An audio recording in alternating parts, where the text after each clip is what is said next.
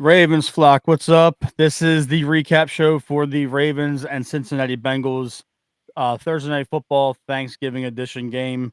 Cincinnati won 32-14. We got absolutely smoked.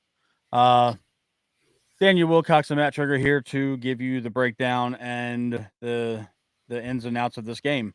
So we look like absolute shit. I tell you what, Matt, I wasn't in a hurry to do this show. This is some bullshit. No. Like I really wasn't in a hurry to do this show at all.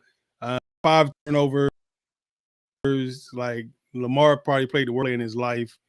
And it was accidental. It wasn't like on purpose. The interception was a tilt pass, a couple of backfield trying to run away. I think the first fumble, he was actually trying to toss the ball to the guy, and he got knocked out of his hand before he got control of the ball to toss it. And then the second one was that throw where he was full motion throw, no tuck rule, and the ball slips out of his hand. I still think it was an incomplete pass, but they called it a fumble. Yeah, they called it a fumble, so it goes down as a fumble no matter what. And then, Zay Flowers fumble, Isaiah Likely fumble going into the end zone. Everything that could happen bad to us happened bad to us. We beat ourselves. We didn't get our ass beat by the Cincinnati Bengals. We got our ass beat by the Baltimore Ravens. And it was a hard game to freaking watch on Thanksgiving. All my freaking family here, and I'm screaming, talking about we finna kick the Bengals' ass. We get our asses kicked. Yeah, it was rough. I don't know about you, but every time I see Isaiah Likely in the open field with the ball, he does not secure it properly. There's nothing high and tight. It's coaching. Sorry, no, man. You're fine. You're fine. It's coaching. It is coaching, and it's like defenders are running you down. Tuck that ball away all day long. Tuck the ball away. It's not that hard. I don't I can't say that I've ever had anybody run me down when I'm in the open field catching the ball, but I mean, you're carrying it out here like it's a loaf of bread. Everything's like, it's like, come on, man, what are you doing? You're down by the goal line. If he would have just tucked that ball and his momentum would have fell forward, he'd have still scored. He'd have fell right into the end zone. He'd have fell into the end zone. Nobody up there was big enough to bring him down one-on-one. He had 3 guys on him. Mm-hmm. I bet Zay Flowers said, I know you feel like, because they did that same shit in the AFC Championship game that we lost a couple of years ago. He tried to reach the ball across the goal line and got knocked out of his hand the same way it got knocked out of Isaiah's. So it's just, I love – one thing I can say is that we compete. We absolutely compete week in and week out. We go out and we actually play some fucking football. Like 5 turnovers was crazy, like just crazy. You can't win a game like that. Yeah, there's no way. The defense is on the field way too freaking much. I think at the end of the halftime, I think I heard the announcer say something like we had only been on the field like 20 plays or something like that, and the other team was on the field almost 40-something plays already. And it was like when you think about something like that, you're supposed to lose the game. You lose the time of possession. You lose the turnover battle. You lost on special teams. Did we have a fumble on special teams? No, we didn't. No, we did not. Yeah, it's crazy. And I wanted to bring up something I've been seeing on social media the last couple of days because it's now been the Ravens finally saw a legitimate quarterback in this stretch of wins. That we weren't seeing anybody. We were seeing Caleb Williams. We were seeing Justin Fields. We were seeing Shador and Dylan Gabriel. We were seeing Tua. These lower echelon, as of right now, lower echelon guys. But now Joe Burrow comes back. No T. Higgins and Jamar Chase. I mean, Joe didn't play either. He didn't play his best. And that was not the best Joe Burrow either. He didn't go out and have a great game. Yeah, that's a great game. It's a good game by him, but he didn't play a quote unquote Joe Burrow-esque game. And we still got our asses whooped. Yeah, he had a 51% completion percentage, but he had 2 touchdowns. Jamar Chase again. He averages 120 yards against the Ravens. That's absurd. Yeah. That is absolutely absurd. They have no running game. Yeah. Yeah. They have no running game though. Yeah, Jamar Chase makes sense to me because of the simple fact that we don't game plan well. Like we don't do anything to take away your best player. with T. Higgins being out, you should have doubled his ass the entire game. I don't care what nobody say. I'd have doubled his ass up, let everybody else fend for themselves. We gonna Chase won't be the one to beat us today, you know. And it just I just don't see us doing that ever. Nope. I don't understand. It also didn't help that Nate Wiggins hurt his foot halfway through the game and he missed the second half. Yeah. The defense.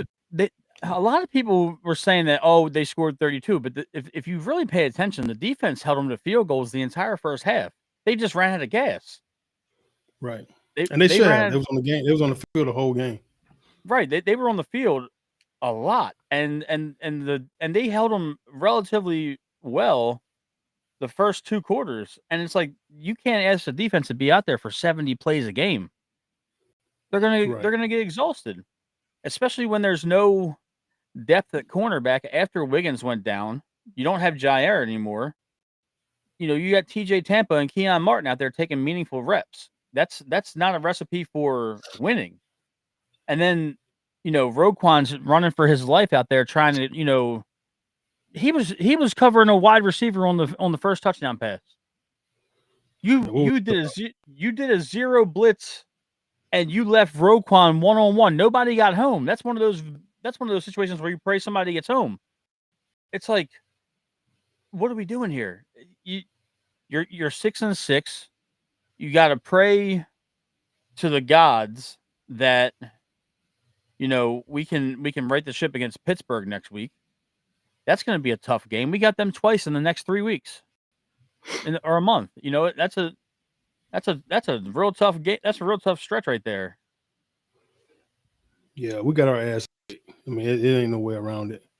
I mean, when you look at the game, you know, the Bengals had 22 first down. The Ravens had 16. Total plays. This is one of the major categories, total plays. The Bengals were on the field 80 plays this game. That means our defense was on the field 80 snaps. Offense only had 57 snaps this game. That means their defense was well rested the entire game. The defense could have played the best game total. They had 382 total yards. We had 346 total yards. Time of possession, they had the ball almost 40 minutes to our 21 minutes. 40 minutes time of possession to our 21 minutes. And then the turnover battle. We only took the ball away from them one time, took the ball away from us 5 times, guys. I'm telling you, no matter what, we're supposed to lose that game. They even beat us in rushing, 128 rushing yards to our 123, which is crazy because we got the better running backs. You know, so and the only thing that's really helping us right now, Wilcox, is Buffalo's beating Pittsburgh 23-7 right now. Yeah, thank God. To where we'll both be 6-6, and we'll still have first place in the AFC North. You know, we'll still have first place. This is a wild year. So, like, the North is still up for grabs, but you got to handle Pittsburgh, and then you only got room really to drop one more, and that's a tough ask. Freaking wild card. Let's talk about Lamar Jackson for a second. Okay. He looked Lamar-esque in terms of running and the explosiveness and getting out of the pocket and getting first downs with his legs. He looked like he had a little bit of that burst back on Thursday night. Yeah. He's still uncharacteristically inconsistent with throwing the ball. Whether he's missing guys or guys are dropping the ball, it seems like there's a little bit going on right there. I'm not going to put a whole lot of stock into it. Everybody's entitled to having a bad day at work. And Lamar's has had a rough 3-game stretch where he's had 0 touchdowns, 3 interceptions, and he's been sacked 9 times in the last 3 games. And 2 of those have been wins. So I'm not as concerned about Lamar as a lot of people are. There's people who are like, oh, trade him. I'm like, okay. Yeah, that's absolutely absurd. Trade Lamar? Yeah, it's been on social media. I've stayed off social media the last couple of days with this Ravens loss because I'm ready to crash out and I don't want to argue with people that I'm proud of you, Matt. Are saying anything. Yeah, I'm proud of me too. You know, you're maturing so well this year. Oh, really? Oh, thanks. Your progress is really well. Your patience is becoming very, very, very amazing, man. I'm proud of you. I really am.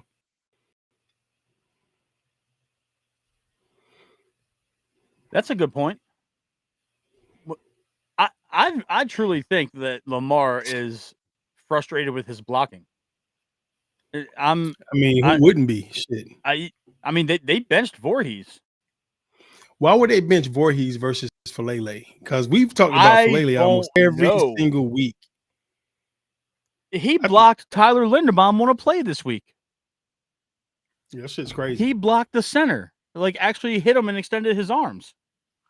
The shit. I don't understand, like why you would take Voorhees out and put in the rookie, and not take Falele out. I don't get it. It's absurd. It's like it blows my mind. Bless you. That they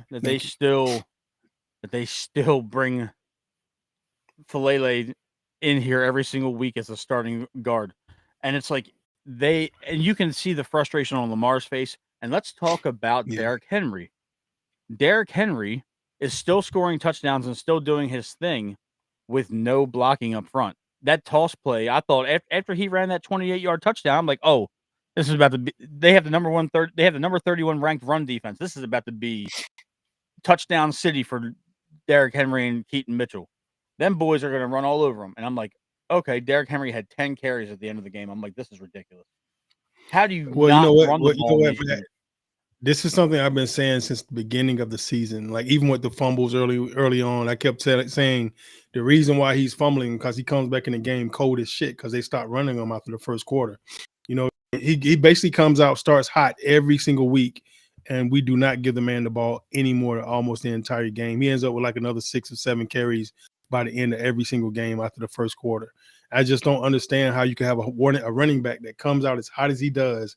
And everybody knows that Derrick Henry gets stronger as the game goes on because people get tired of hitting him. So you never give this man a chance to get to that point because you do not give him enough touches throughout the game. And Matt, I'm not sure if you told me this or somebody else told me this, but they said something about Todd play against a really good quarterback. He's going to try to make sure his quarterback looks better than that quarterback. And that's kind of exactly what happens week in and week out. Yeah, it happens week in and week out. So every single time Henry goes and score, he automatically goes to trying to make Lamar be the best passing quarterback in the NFL. And I just don't understand that shit. That's it's so infuriating because if the Bengals defense wasn't ready for it. You had Henry. Nobody's ready for it. And Keaton Mitchell was getting loose. He was. Keaton Mitchell on that toss play, he outruns angles. He outruns pursuit angles like it's easy, like it's nothing. And the fear is that if the Ravens don't fix this problem, nobody's going to want to play here again. You're going to put if you try out this same offensive line next year, it's going to be a huge problem. Henry ain't going to want to be here. Entire team for this O-line for sure. Yeah, Henry's not going to want to come back here. Keaton Mitchell's going to bolt. He's a free agent at the end of the year. The only running back we got under contract next year is Rasheen Ali, and Rasheen Ali in the first half had 15 offensive snaps to Derrick Henry's 12. That was another crazy stat that I saw. That in the first 30 plays of the game, Rasheen Ali's got 50% of your snap count, and Keaton and Derrick Henry got the other 41%. 49%. Yeah, Rasheen Ali had more snaps from scrimmage than the other two running backs for sure. And I don't understand that thought process unless you're already planning to trash the season and you're trying to make sure that somebody signs Rasheen Ali versus signing Keaton Mitchell and Henry. I don't know what that process is. I didn't know we were there already. Like we're 6-6. I think they're giving it up already. That's all I can tell you. Like it's not adding up to me. The things that we're doing week in and week out don't add up, especially when you look at these losses. When you lose a game, everybody's scratching their head and trying to figure out what the hell is going on. When you're winning, it kind of put band-aids over everything. I don't understand. Steelers are helping us right now. We could be last tumbling hardball game in Baltimore. That's a very that's a very good point. Yeah. This might be the last time Harbaugh and Tomlin meet at M&T Bank Stadium, and who knows? Who knows what's going to happen? But You think they're gonna fire Tomlin? You think Harbaugh? What are you saying? I mean, Charles, who is one of our listeners, he has a Baltimore Ravens and Orioles show too. We've been hearing the narrative down. Maybe that's where the ones we've been playing down to. That's entirely. I mean, I just don't know how many times we can sit here. Was the last month fool's gold where we got back to 6-5? Like the Bengals, No. we should have Ain't beat play them. The nobody. score should have been the score should have been reversed. There's Yeah, no they way said the that was. Bengals. They said it was point shaving for Vegas. This doesn't make sense to me. And now you have to really like focus and you got Pittsburgh, you got the New England Patriots, you got the Cincinnati Bengals again, you got the Green Bay Packers, and then you got the Pittsburgh Steelers. That is not going to be easy. If you lose 2 games, the season's over. Unless you can get in the playoffs at 9-8 as a North winner, that's incredible. I don't want to go in the playoffs with 9 wins. We're going to get smoked. One of these teams are going to run us out of M&T Bank. Go ahead, Matt. And the last thing that I wanted to do is the Ravens make the playoffs at 9-8, and John Harbaugh's given another chance because he got us to the playoffs. It's just so absurd to me. At this pace, do you think we make the playoffs? It's a 50-50 shot because you don't know what team we're going to get. We got an answer to your question though, Daniel. He thinks Harbaugh survives and Tomlin is. If Tomlin gets fired, there should be 15, 20 teams that are ready to hire him. Tomlin will be unemployed for like a maybe 24 hours. I hope we one of them. Can you imagine Tomlin coaching this team? I could. Yeah, I could. It'll be interesting. I mean, I know you have. I know you have a professional history with Tomlin. I know you played while he was down in Tampa as the D-backs coach, I believe. Yep. So I run through a brick wall for him. Yeah, I've been struggling because like I've been trying to stay away from listening to local sports radio the last couple of days. I really haven't been on Facebook in a lot of the chat groups or on Twitter with a lot of the chat groups. It's really Ravens flock is really toxic. When we lose a game we should win. And I'm trying to look at it objectively.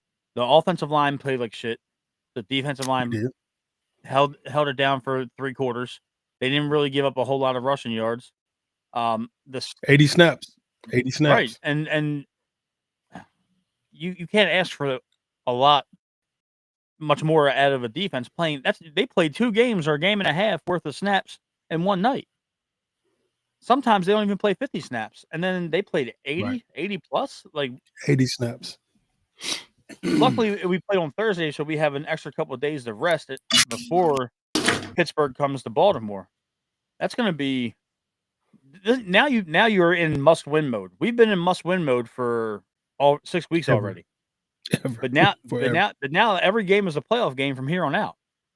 You got to treat it like a playoff game. And now you really what I'm a little bit afraid of is that we saw Lamar get more active this past game. I just don't want Lamar to feel like he's got to do it and be Superman Lamar because we're in the situation that we're in. 6-6 is not good for this football team. It's not good for the football team. We've already established that.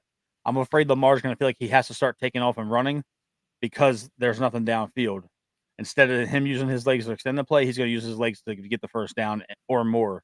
And he's been beat up beyond belief this season. He got sacked 9 times in the last 3 games. That's not including quarterback hits, So, and he hasn't thrown a touchdown in almost a month. So something's got to give. They got to figure something out because Pittsburgh and Baltimore is always a slugfest, and you know better than anybody else. These teams hate each other. It's a This is respect. gonna be a crazy game. It's gonna be a crazy game. Matt, this is gonna be probably one of the hardest hitting games we've seen in a long time. What?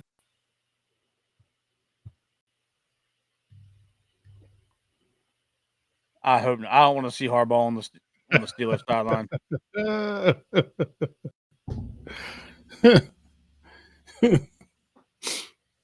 It's too funny. Look, the fans are getting off. Yeah, it's starting to pop off in the comments a little bit, man. So look, there's a thing that I have to say this, man. You know, I don't see us going to the playoffs this year. You know, like I was hell bent on us winning the Super Bowl this year, all season long. And before this loss, I was still thinking we had a shot at the Super Bowl. You know, after this loss, I'm not even sure if we're gonna make the playoffs now. You know, and it's how we're losing and watching the temperament of Lamar being frustrated the way that he is. You know, him being upset, him slamming the helmet down on the bench. It's like the second or third time I think I've seen him do that this year. And I think we probably said one time over the last 3 years, you know. So this year has just been, you know, I can't think of another time I've seen him this frustrated. And I think it's a combination of play calling. It's a combination of not having any protection. It's a combination of being banged up and injured and hurt and still trying to fight through it. And it's a combination of him thinking about, you know, do I need to make a business decision and just sit the rest of this shit out because we're not going nowhere? You know, like the fact that Sheen Ali was on the field more than Henry and 34 Mitchell is crazy to me. And Hill, like let's not forget about Justice Hill that you just Hill was hurt gave this money week. to. He didn't even play. Yeah, so he still should have played more than Rasheen Ali. You know, even while he was hurt. That's how I see it. But whatever it is, bro, I can't understand the thought process of how we are as bad as we are right now and how we're not game planning. So it's a combination of bad line play, O-line, D-line play, and it's a combination of coaching that's really causing all the pain that we've been inflicted on this season. And it's every single week, Matt. Like it's week in and week out. Like there's something when we see a game that's coached pretty good, we compliment and we say, great job, Munkin. You know, great job, Zach Core. You know, the last 3-4 weeks when we was keeping teams under 17 points, great job to Zach Core. Great job, you know, getting Kyle Hamilton in the right spots. You know, but at some point, you know, what happened if Kyle Hamilton goes down? He gets hurt. You know, what then? You know, like I just don't understand like the thought process of how we're moving and how we're coaching these games. Do you believe that to be true? The comment? I mean, Lamar's missed half the week of practice the last 3 weeks. Nah, I don't think it's hurting anything. I think Lamar is hurt. And I think to me that even that, if you ask me, that's coaching too. Like if you know your quarterback ain't practiced half the week, give him stuff that's easy for him to throw. You know, stuff that he ain't really got to read that much, stuff that he really loves. Give him his favorite plays. You know, put in 5 to 6 or 7 favorite plays of him, run them to both sides in different formations and stuff like that and mix it up. But don't make it hard on him. You know, why make it hard on him? You know, like don't keep making him drop back and try to throw the ball downfield where he got to wait 7 seconds to throw the ball when he don't have the line to hold up that long. You're putting them in really tough situations and tough predicaments. Right. You know, it need to be 3-step drop, 5-step drop at the most. You know, and if you're gonna do a 7-step drop, you know, pass play where guys are running 15 yards or farther, 20 yards and farther, then you have to get max protect. And we're not max protecting. And every week, week in and week out, we're playing against absolutely insane D linemen. You know, the Myles Garretts of the league and freaking the JJ Watts, the TJ Watts of the league. And you're allowing your quarterback to take those hits because these guys are being left one-on-one with our line who's struggling right now. You know, so I just don't understand the thought process of how we're coaching this team. And that's why we're so bad right now, 6-6. Exactly. You know, that's a good comment by Mark because if you think about it, Zay is built for quick release passes in space to run.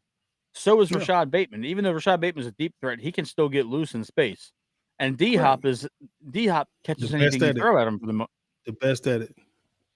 And then you got the tight ends that can all get open in tight spaces, and it's like you're not doing it. I want to ask you, because you being the retired player, does this team look like they've checked out? Because that's been the sentiment amongst the fans. Do No. they look checked out, or The team isn't checked out. The team is frustrated. They know they got Derrick Henry. They know they got Keaton Mitchell at running back. They know they got Isaiah Likely, a Mark Andrews, a Rashad Bateman, a Zay Flowers, a D-Hop. They know they got a Lamar Jackson. They're frustrated, bro. The team is absolutely frustrated with the play calling and frustrated with how we're going about game planning week in and week out, and how we're not putting no real thought to these game plans. And I think it's a weakness of having a quarterback as dynamic as Lamar, that you feel like could beat you out of anything. And I honestly feel like the coaching staff on offense have taken the year off this year. They haven't really put in the real mastermind work that it takes to beat these teams that we're playing.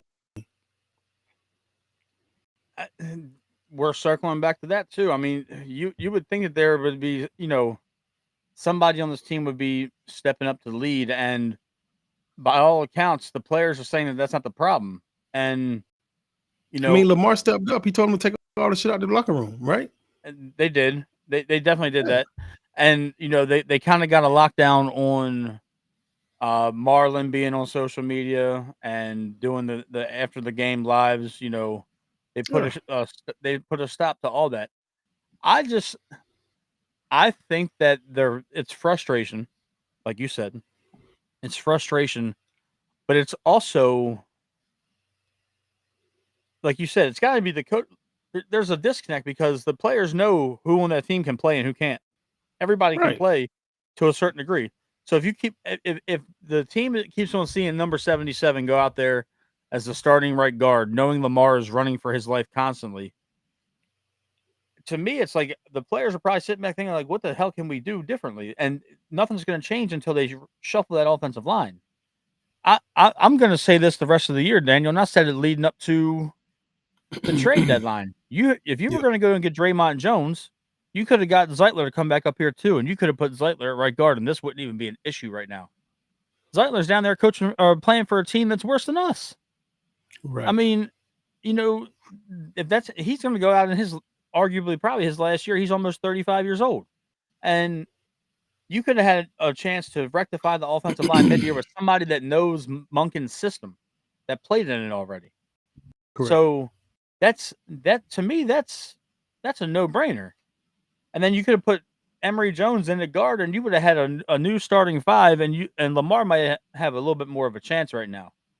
But it's frustration on everybody. I've never seen Lamar this pissed consistently.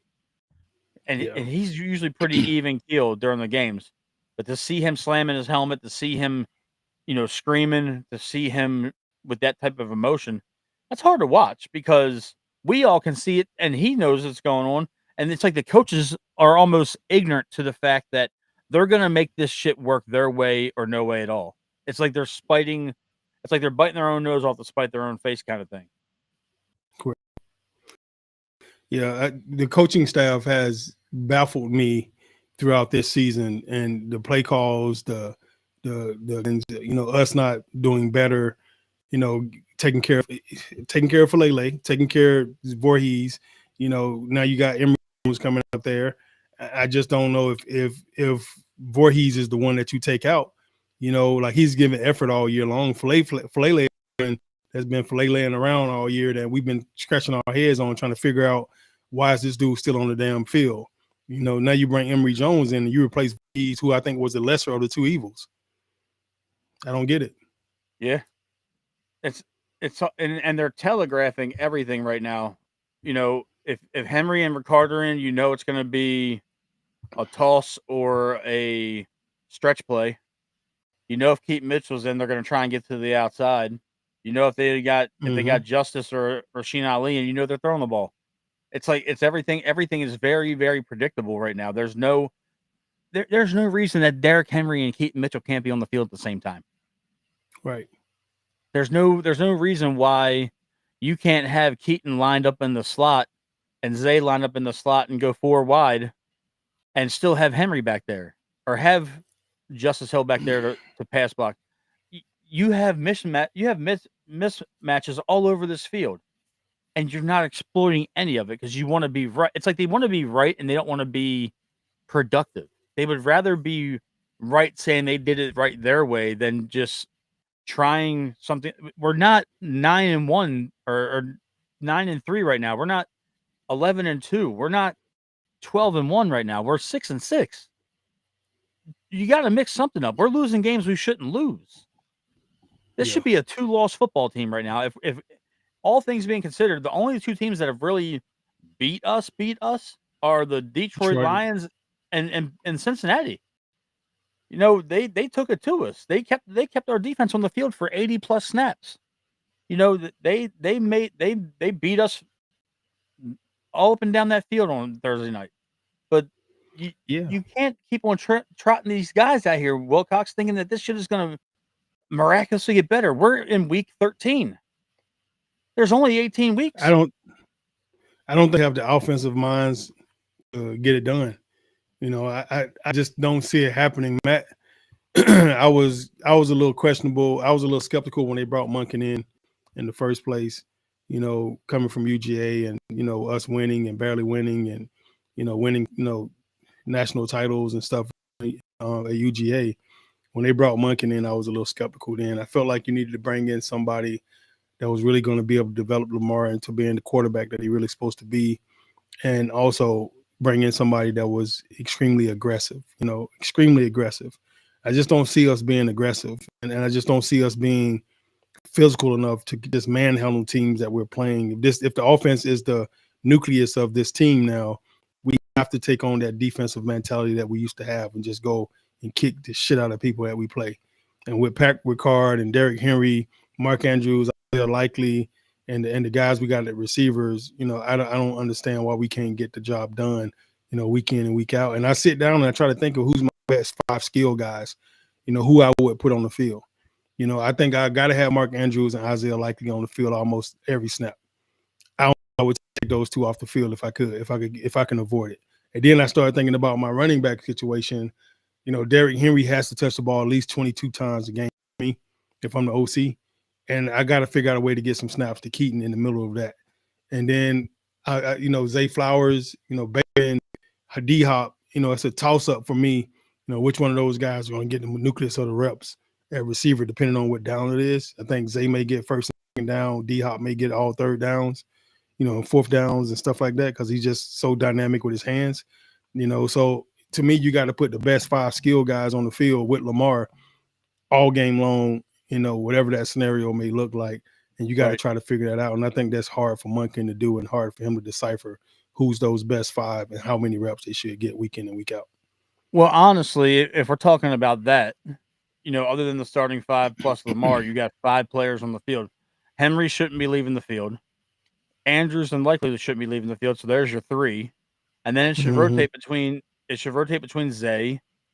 Zay's your 1, so you're not taking Zay off the field, and then, you know, Bateman, Mitchell, and D-Hop are your rotational pieces. That should be it. Depending on the scenario, package, yard to go, down, all that stuff. That should and once we say that, Matt, you still keep Pat Ricard off the field the whole game just now. And you see how explosive he is, right? How dynamic he is for us. Right. You know, so that's what I'm saying. You're right. I didn't even consider Ricard. Right. And I should. So you're talking about, you know, if anything, you keep Likely and Ricard in a constant rotation between run and pass because Likely's not very much of a run blocker. Andrews is. Andrews is actually an exceptional run blocker. I've seen Likely do a phenomenal job blocking all year, like phenomenal. Like every big run that like he's been on the field, he's been a part of the break, you know, the block that spring him almost every single time. Is that a fair assessment? You know, I don't know. You know, like the defense has played like shit 3 years in a row, 4 years in a row. I don't know. The first half of the year, I didn't see anybody get benched. You know, only person that got benched was Trenton Simpson, and then Marcus Williams. Yeah, that's it. So, you know, honestly, I don't know. You know, so I don't know if that's a fair assessment or not. All I know is Harbaugh's a special teams guy. He seems to let his D coordinator do what they do. And he seems to let his OC do what they do. It doesn't seem like he interferes very much at all. And if he has something to say, it's going to probably be with the special teams guy, because whoever that special teams guy is somebody that he brought in and handpicked, probably himself. So my thing is, I haven't seen Harbaugh snap on a D coordinator. I haven't seen him snap on an offensive coordinator since he's been in tenure. Have you? No. And the thing that baffles me though, Wilcox, is he's lasted almost 20 years not being anything but a head coach, and it's not like he has ever overtaken the play calls on offense or defense. You've never heard any team that he's ever coached say, you've never heard it from the media or from him himself saying, I'm assuming the play calling duties, or I'm gonna have extra input. It's like he's the ultimate delegator, and he's in a position of power because this team wins 75% of their games that he coaches. It's incredible, man. It's like the world's greatest magic trick for almost 18 years running. I mean, you have to give credit to the front office, and you have to give credit to Brian Billick and what he had when Harbaugh came to take over. Like, Harbaugh didn't come take over a sorry ass team. He came and took over Haloti Nada, Terrell Suggs, fucking Ed Reed, freaking Ray Lewis. That's what he took over. Jarrett Johnson, he took over those guys. He didn't take over no slapdick ass team. He took over one of the best defenses in the history of football. And that's what he's had to ride the coattail on all these years. And then they was able to get some more talent in throughout the time, and that allowed them to kind of extend that thing and float. And then they won a Super Bowl in year 4. Hell, that team in 2004 was still, a lot of those guys were still Billick guys. I mean, let's keep it 100. Let's keep it 100. Yeah, I mean, it's kind of like the first situation you played in when you won your Super Bowl, where Gruden won that Super Bowl with Dungy's team. 100%. Dungy built that team from the ground up. Gruden stepped in and became, I guess, something different that you guys needed to win a Super Bowl. I mean, from the outside looking in, that's what it could possibly look like. But honestly, you guys were primed to win. You had a fantastic offense and defense. And I mean, your defense, the defense that, from Tampa Bay in 2002, that was arguably a top 10 defense of all time in the NFL's history. And 100%, yeah. But Harbaugh didn't really have to do a whole lot his first 5 years here. You had, like you said just now, you had Ray, you had Ed, you had Suggs, you had Yonda, you had great you team had Bolden, leader. You had Ray Rice, Joe Flacco was starting to be come into his own. I mean, you just got to not fuck up.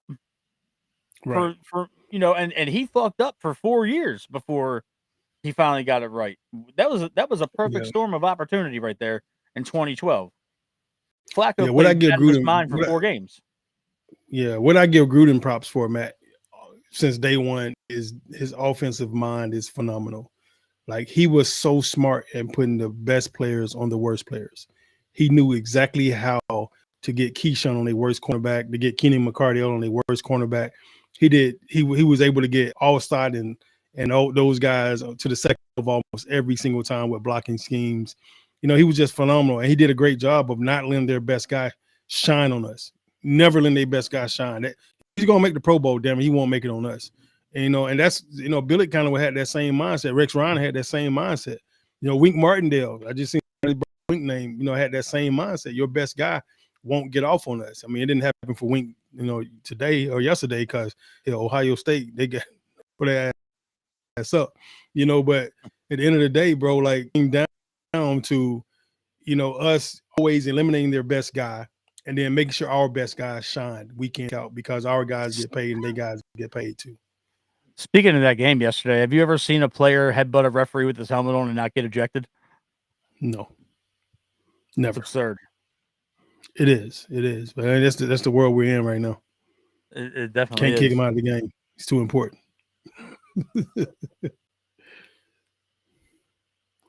Hey, I don't know about that, Mark. Yeah, be careful what you wish for.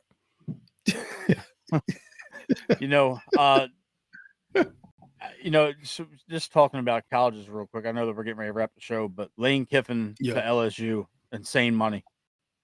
They're giving him north of $15 million a year, and he's not even going.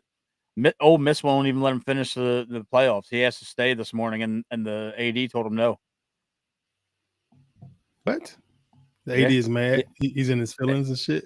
Yeah, the AD. The players even asked the AD. The players even asked the AD if Kiffin could stay and coach the playoffs, and he was like, "You signed that deal with LSU, you're out of here." So yeah, but getting back to the game, man. Any final thoughts before we wrap this up? I know we've been going for about 40. We'll be back, later this week, obviously, to preview the Pittsburgh game, and that's always going to be a fun one to talk about because you got a lot of good Pittsburgh Steelers stories that we're going to most certainly hear on air. What's your final thoughts from this Thanksgiving meltdown?